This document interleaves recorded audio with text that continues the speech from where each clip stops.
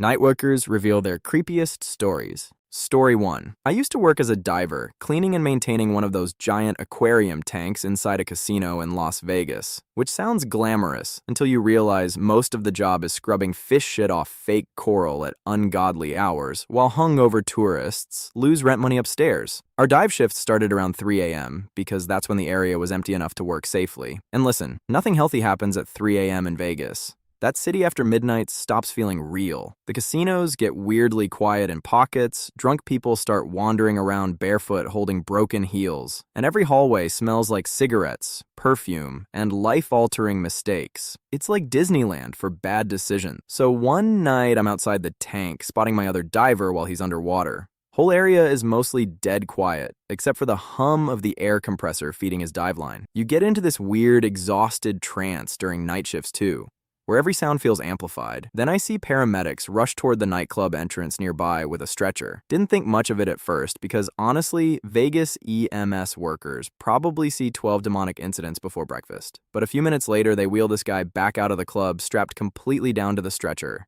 And this dude is laughing. Not normal drunk laughing either. I mean, full-on comic book villain cackling. Eyes rolled halfway back into his head, body jerking against the straps, just absolutely gone mentally. Then I saw his face, covered in razor cuts, like dozens of them, thin little slices all over his cheeks and forehead, like somebody attacked him with a box cutter made by Edward Scissorhands. Weirdly, not much blood either, which honestly made it worse somehow. Just line after line after line carved across his face, while he kept laughing like he was hearing the funniest joke in human history. The entire casino entrance had gone dead silent by then too. No music leaking from the club anymore, no crowd noise, just the compressor hissing air into the dive tank, and this guy laughing. That's the part that stuck with me, because Vegas is loud all the time, so when something suddenly gets quiet there, your brain immediately knows something's wrong. Everybody nearby had that same frozen expression, like we were all trying to figure out whether we were watching a medical emergency or the beginning of a horror movie. I still don't know what actually happened. Bad trip, psychotic break, drugs mixed with alcohol, maybe self-inflicted, maybe a fight.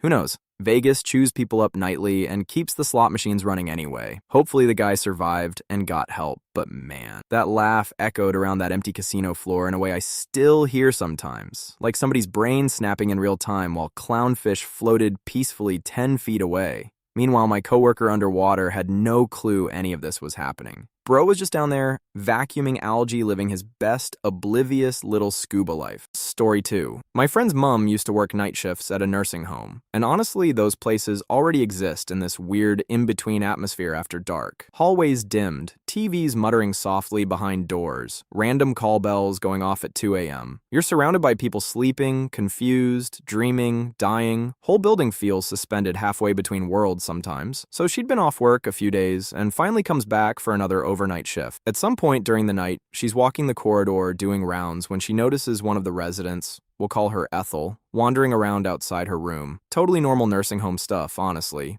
Elderly residents get disoriented at night all the time. So my friend's mom just casually says, "You all right, Ethel? Back to bed, love." Ethel turns toward her, smiles, then quietly walks back into her room. Nothing dramatic, no creepy music, no ghost nonsense, just a normal little interaction during a normal shift. And honestly, that's what makes it worse, because there was absolutely nothing unusual about it at the time. My friend's mom didn't even think twice, just continued her rounds, assuming Ethel had settled back down for the night. Then morning shift arrives. They're doing handover, discussing residents, normal end-of-shift stuff, and my friend's mom casually mentions, everything was quiet. Ethel was up for a bit, but went back to bed. And apparently the other staff member just stares at her for a second, then says, "Ethel died a couple days ago." Man, imagine the exact moment your brain tries processing that sentence. Because at first you'd probably think they misunderstood which resident you meant. That's the logical explanation your brain desperately grabs for before panic arrives. But no, Ethel had died while she was off rota. And my friend's mom suddenly realizes she never questioned why Ethel's room looked dark or empty beyond the doorway. She just saw this elderly woman she recognized, spoke to her naturally, watched her smile, and watched her walk back inside. So naturally, she goes straight to the room to check. Empty. Completely empty. No belongings, no patient, nobody there. And listen, I know people can explain stuff away, exhaustion, habit memory, confusion, seeing another resident, whatever, but nursing home workers will quietly tell you weird stories happen constantly around death. People seeing residents after they've passed, call bells ringing from empty rooms, patients talking to relatives who already died years ago, healthcare workers joke about it because otherwise you'd lose your mind. Still though, that image is creepy as hell to me. An old woman quietly smiling in the hallway one last time before returning to a room she technically wasn't in anymore. Nah, absolutely not. Story 3. I used to work nights alone at this office building, and if you've ever worked solo overnight shifts, you know your brain already starts manufacturing horror movie scenarios after like midnight. Every random creak sounds personal. Elevators make noises that feel emotionally targeted. Buildings settle at night, but somehow always sound like somebody standing directly behind you. So one night, I'm completely alone at work, dead quiet, just me, fluorescent lights buzzing overhead, and whatever unhealthy amount of caffeine was keeping my organs operational. Then my phone rings. It's police dispatch. Lady on the line calmly says, "Hi, we received a 911 hang-up call from your location. Is everything okay?" And man, my stomach dropped because I was alone. Completely alone. No customers? No coworkers? No cleaning crew? Nobody. At first, I honestly thought maybe it was a prank or some kind of system glitch, but the dispatcher had the exact address and everything. Said somebody dialed 911 and disconnected. I remember slowly looking around the building while talking to her, trying so hard not to psych myself out. Suddenly, every dark hallway felt 10 times darker. Every little noise sounded suspicious. My brain instantly started doing the worst-case scenario Olympics. Like, okay, cool, maybe there's somebody else in here. Maybe someone's hiding. Maybe I'm about to get murdered beside the vending machine.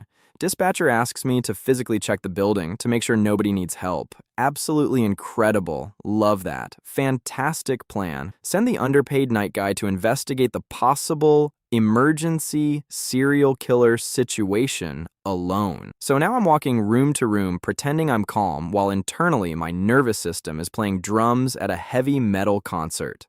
Every doorway felt wrong. I kept expecting to find somebody injured, or worse, or some crackhead crouched in the dark, waiting to turn me into a true crime documentary. Nothing. Whole place empty.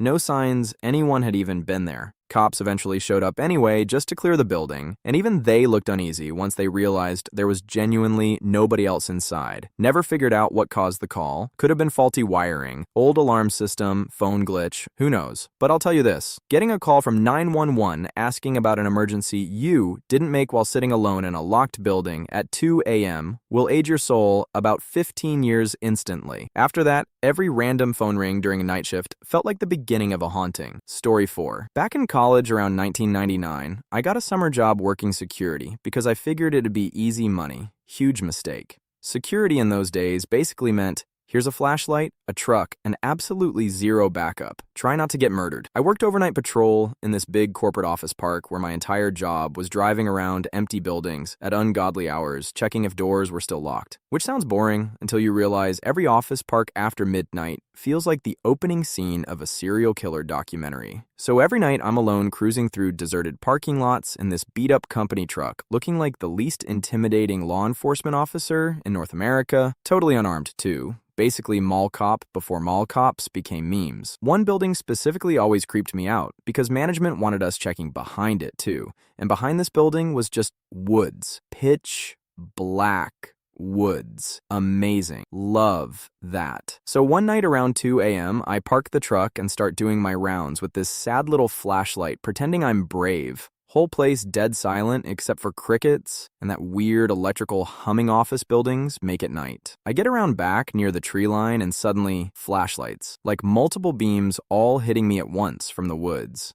And then people start walking out of the trees toward me. I swear, every organ in my body stopped functioning simultaneously because from my perspective, this was either A, getting robbed, B, murdered, or C, accidentally stumbling into a cult meeting. And remember, I'm unarmed. My only equipment was basically khakis and fear. I immediately thought, well, this is it. Incredible. Dying behind an insurance office for summer tuition money. Then one of them yells, "Police!"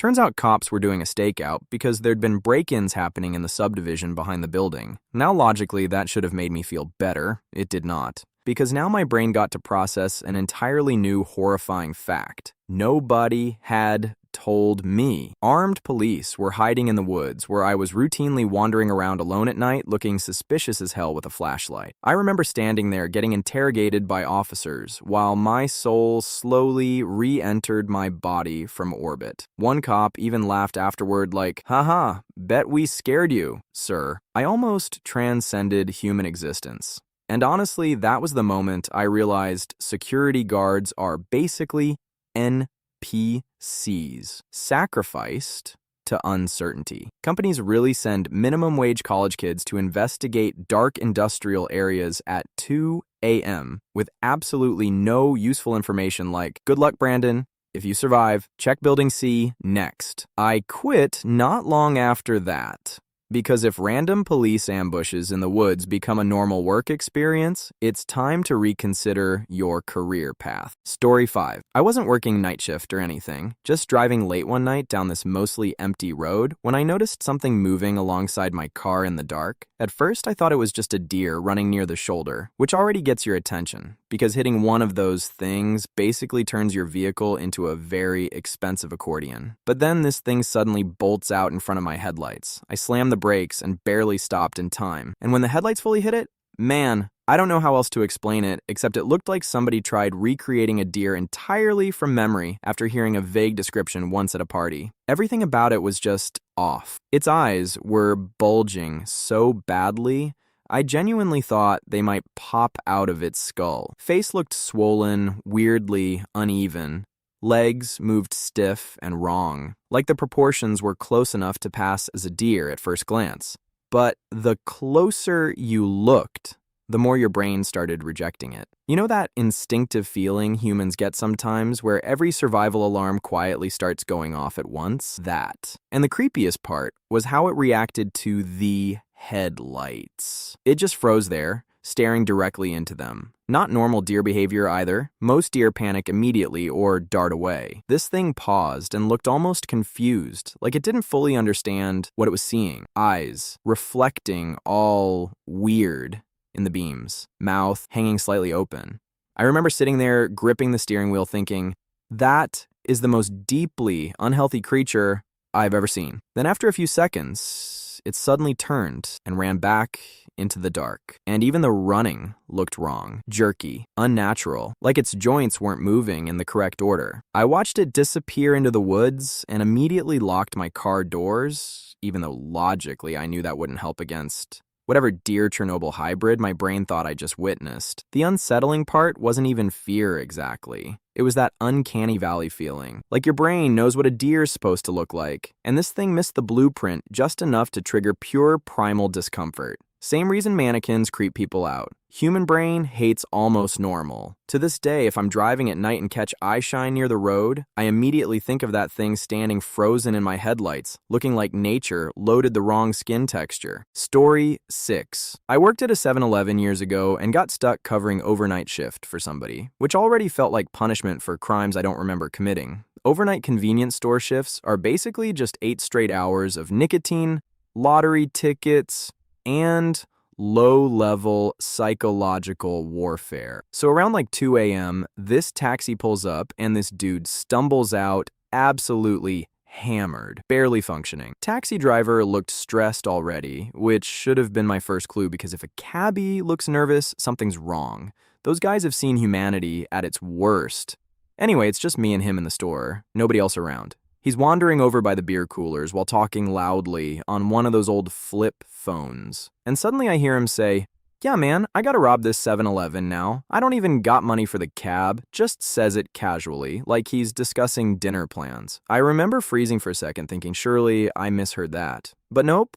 Dude keeps browsing beer while casually explaining armed robbery logistics to his buddy like he's organizing fantasy football. And immediately my brain starts spiraling. Do I run? Fight him? Hide? I'm looking around the store trying to figure out what object I could realistically defend myself with. Saw this metal pipe thing near the mop sink and thought maybe that. Then my eyes landed on the glass coffee pots. And my brain went, okay, maybe smash one over his head? Then, instantly, no dumbass, this isn't a Jason Statham movie. You work at 7-Eleven. Meanwhile, this drunk dude is still shopping, taking forever, comparing beers, like he's not moments away from committing a felony over cab fare and Bud Light. I suddenly remembered I had the number of a local cop who came in all the time. Cool dude. Bought sunflower seeds every night like clockwork, so I text him. Guy in store says he's gonna rob me. Hurry! Longest wait of my damn life. I'm pretending to mop floors while staying as far from the counter as possible, trying not to make eye contact. Every little movement this guy made felt huge.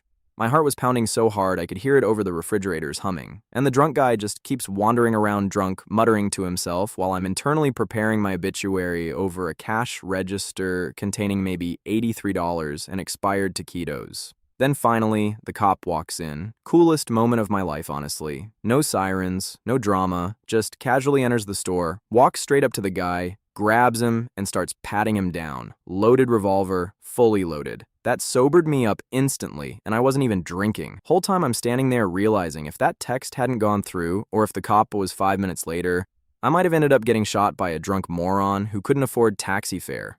Retail really out here paying minimum wage for maximum character development.